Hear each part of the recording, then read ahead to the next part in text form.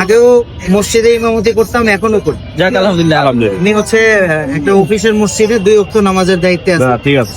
জোহর এবং আসর। 7টা কেক নিয়ে আসি, চারটা এখন কয়টা আছে? আর 2টা পুডিং নিয়ে আসি। 2টা পুডিং। এখন হচ্ছে এই একটা কেকের এখানে 2 পিস কম আছে, আর এখানে 1 পিস আছে, আর কি টোটাল একটা কেক ধরা যায় আর কি আছে। আর সব সেল হয়ে গেছে ভাই? সেল হয়ে গেছে আলহামদুলিল্লাহ। কতদিন ধরে এখানে আছেন ভাই?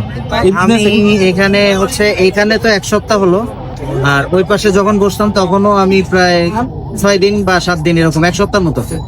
কেমন সারা পাচ্ছেন? আলহামদুলিল্লাহ আলহামদুলিল্লাহ। আচ্ছা। ওই পাশে থেকে সেল কম বা বেশি আমি বলবো না, সব জায়গায় কমও হয় বেশিও হয়, সব দিন একরকম হয় না। আচ্ছা আচ্ছা। আর সবচেয়ে বড় কথা হলো রিজিকের মালিক আল্লাহ। আল্লাহ যেদিন আমার জন্য যতটুকু রিজিক বরাদ্দ রাখছে ততটুকুই হবে। কেউ চাইলেও, সারা দুনিয়া চাইলেও আমাকে বেশি দিতে পারবে না, কেউ চাইলে কমও করতে পারবে না, আমি এটা বিশ্বাস করি। আমার বাসায় তৈরি করে আমার বাচ্চার মা। আচ্ছা আচ্ছা। আলহামদুলিল্লাহ ব্যবসা করতেছি, হালাল ব্যবসা ভাই। চেষ্টা করি, সর্বোচ্চ চেষ্টা করি মানুষকে ভালো জিনিসটা সার্ভ করার।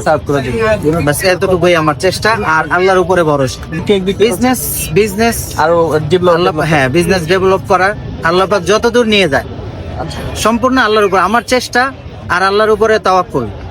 আল্লাহ আমাকে যেখানে নিয়ে যায়, আল্লাহ চাইলে আমাকে উপরে উঠাইতে পারে, চাইলে আমাকে এটাতে লস করায় এটাকে শেষও করতে পারে। আমি জানি না ভাই কি হবে।